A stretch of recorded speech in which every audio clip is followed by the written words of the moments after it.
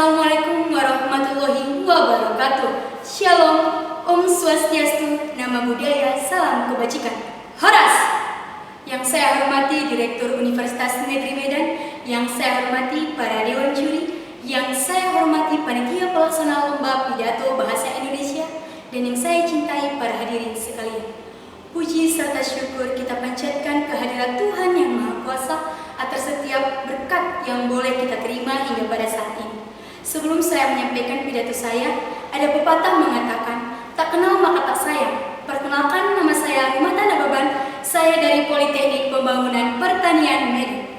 Adapun judul pidato saya pada hari ini adalah Membangun Negeri dalam Bingkai Kearifan Lokal untuk Mewujudkan Generasi Emas 2045. Para hadirin yang berbahagia, Indonesia akan menyentuh umur 100 tahun pada tahun 2045 yang akan datang. Pada tahun 2045 yang akan datang, Indonesia disebut sebagai window of demography atau jendela demografi, yakni fase jumlah usia yang produktif 15 tahun sampai 64 tahun mencapai 70%, sedangkan 30% yang merupakan usia penduduk yang tidak produktif di angka 14 tahun ke bawah dan 64 tahun ke atas. Hadirin yang berbahagia, kemungkinan akan terdapat dua hal yang terjadi jika kita tidak dapat memanfaatkan peluang ini. Yang pertama, jika kita benar-benar memanfaatkan peluang ini, maka peningkatan perekonomian negara kita Indonesia akan terjadi. Sebaliknya, jika kita tidak dapat memanfaatkan peluang ini, akan berdampak pada kemiskinan, tingkat kriminalitas yang tinggi, kesehatan yang rendah, pengangguran, dan akan menjadi beban negara, bukan? Bapak Ibu hadirin yang terhormat, pemerintah telah mencanangkan dan mempersiapkan generasi 2045 sebagai generasi emas. Tapi tidak semudah hal untuk mencapai hal tersebut. Tidak semudah membalikkan telapak tangan. Maka dari itu, untuk mengantisipasi hal tersebut, dengan kemajuan teknologi yang ada saat ini, generasi emas pastinya akan terpengaruh oleh budaya-budaya asing. Kita akan terpengaruh oleh gaya hidup, pola pikir daripada budaya-budaya luar.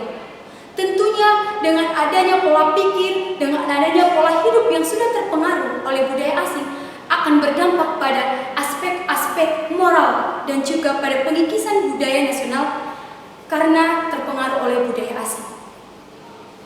Kondisi saat ini sangat memprihatinkan. Pada saat ini, negara kita telah merdeka selama 78 tahun. Namun, seperti ada yang hilang. Kearifan lokal telah memudar, tergantikan oleh waterisasi. Perkembangan teknologi yang ada saat ini sangat bermanfaat dan juga memiliki dampak negatif. Manfaatnya yaitu kita dengan mudah mengakses informasi dari luar melalui internet, televisi, gadget, dan lain sebagainya. Namun, bagaimana dengan dampak negatifnya? Tentunya kita akan mudah terpengaruh oleh gaya hidup, pola hidup, oleh pola pikir, oleh negara lain. Hadirin yang berbahagia, kita sebagai generasi muda harus keluar dari cangkang pola pikir bahwa kearifan lokal itu adalah budaya kolonial. Kita sebagai generasi emas, kita sebagai generasi muda, kita harus keluar dari zona nyaman. Kita sebagai generasi muda harus menyeimbangkan bahwa kearifan lokal dengan kemajuan teknologi tersebut. Kita sebagai mahasiswa yang sedang duduk di perguruan tinggi, kita harus memiliki sifat selektif terhadap perubahan iptek dengan salah satu cara, yaitu yang pertama, kita harus mengikuti inovasi dan perubahan tanpa mengesampingkan kearifan lokal. Yang kedua adalah kita memanfaatkan kondisi lingkungan untuk pembangunan nasional. Yang ketiga, kita menerima perubahan, kita menerima pola hidup tanpa mengesampingkan bahwa kearifan lokal kita, kebudayaan kita dari sejak dahulu kala terus kita pertahankan. Generasi muda pada saat ini adalah salah satu tolak ukur, adalah salah satu cara untuk menjaga kearifan lokal.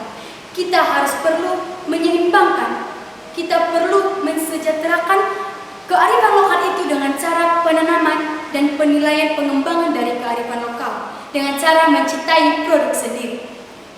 Hadirin dan para Bapak Ibu Ibu sekalian, menghargai budaya sendiri bukan berarti tidak menghargai budaya lain.